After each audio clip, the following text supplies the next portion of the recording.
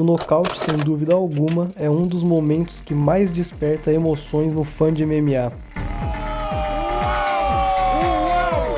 Por isso, nesse vídeo, eu vou analisar tecnicamente a construção de alguns nocautes que aconteceram nesse ano de 2025. Eu sou o Felipe Cruz e você está no Fight Scan.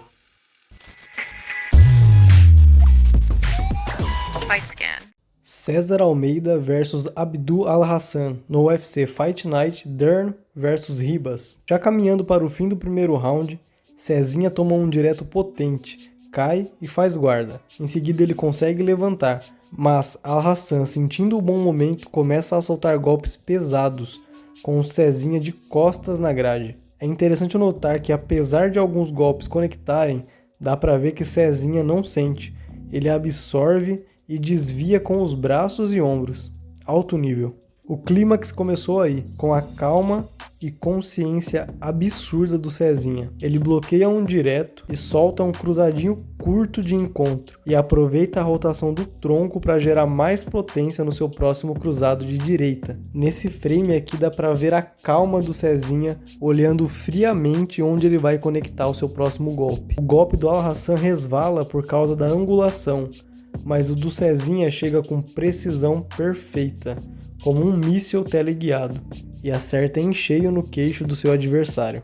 E Cezinha nos mostrou o quão frio, resistente e preciso ele é.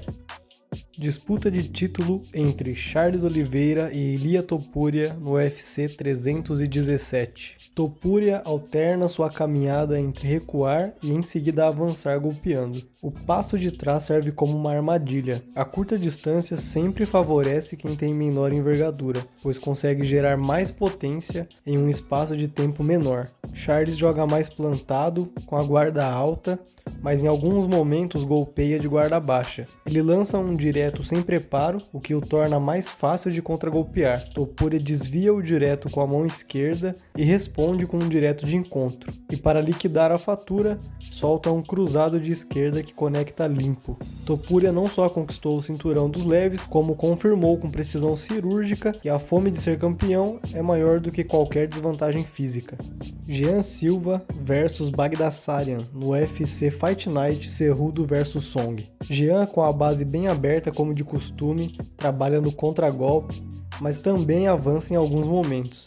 Bagdasaryan se movimenta bem, mantém a distância e até conecta algumas mãos. Jean começa a ensaiar uma sequência cruzado com a esquerda, seguindo com um direto, rotacionando para dentro e gerando ainda mais potência. Na primeira vez, Bagdasaryan empurra o rosto do Jean e sai pelo lado certo, mas Jean fica movimentando a mão da frente, dificultando a leitura, quando repete a sequência, cruzado com a mão da frente, seguido de um direto, mas dessa vez conecta. E conecta porque Bagdasaryan tentou colocar a mão no rosto do Jean novamente, só que parado, sem sair do ângulo do direto. Resultado, tomou o golpe limpo. E nesse dia o Jean mostrou para todo mundo que o seu poder de nocaute é algo fora do comum para essa categoria.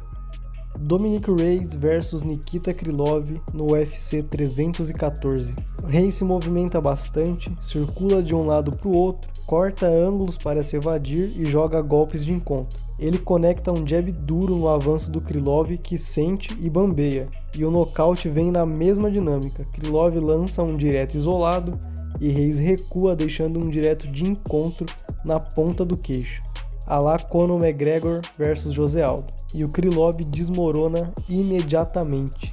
Foi um nocautaço. O Reyes, que não vinha de uma boa fase, mas nessa luta ele mostrou confiança, personalidade e uma técnica polida. Maurício Rufi vs King Green no UFC 313. Rufi encurrala com fintas e alguns golpes na hora certa, quebrando o ritmo. Green mantém a guarda baixa, trocando de base, mas sempre com as costas perto da grade e movimentando apenas o tronco. E isso é um prato cheio para o Rufi, que não gosta de desperdiçar golpes. Além disso, em alguns momentos Green caminha justamente para a mão forte dele. O nocaute é todo construído em cima de fintas. Rufi finta um cruzado com uma movimentação exagerada do ombro, que é de onde nasce o golpe, E ele não só finta, ele realmente cruza, mas deixa passar no vazio, para impulsionar o giro do chute. E temos esse nocaute espetacular. O Maurício Ruff realmente vem mostrando que ele está em um outro nível, e a sua precisão e técnica faz dele, sem dúvidas, um animal diferente.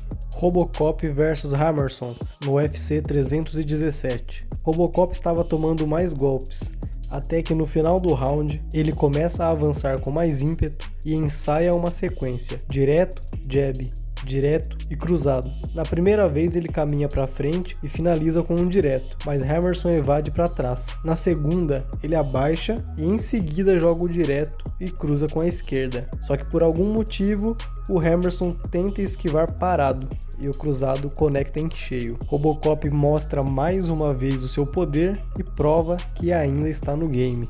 O Elmaker vs Simon no UFC Gary vs Prats. O Elmaker entra com a estratégia clara de pressionar, usar a movimentação ofensiva e contra-golpear com cruzados, golpes nos quais consegue gerar uma potência fora do comum. Ao trocar de base, ele força o oponente a andar para sua direita para fugir da sua mão esquerda, mas é uma armadilha para ele poder conectar o seu cruzado de direita. E é exatamente esse o desfecho do nocaute. Ao Simon lançar um jab, o Elmaker contra-golpeia com o seu cruzado de direita, que pega limpo e literalmente enverga o seu adversário. Em poucas vezes eu vi um cruzado gerar esse efeito em alguém. E que estreia desse garoto! Ele deixou claro que esse cruzado não é só potente, é um cruzado devastador. Carlos Prates vs Geoff Neal, UFC 319. Nessa luta eu não vou me alongar tanto porque já tem uma análise completa aqui no canal, mas Prates estava focado em movimentar, sair dos golpes pesados e bater de encontro, para quebrar o avanço do Neal. O ritmo era contido, mas inteligente, até que ele atrai o Geoff caminhando para trás, solta uma cotovelada, continua recuando e manda o especial, a cotovelada giratória. Conecta no tempo certo, com a potência certa e com a precisão correta. E nos brinda com essa cena espetacular. Além de toda a qualidade técnica que nós já sabíamos que o Carlos tinha, ele mostrou também que pode ser totalmente imprevisível. Entender como funciona a construção de um nocaute deixa tudo ainda mais interessante.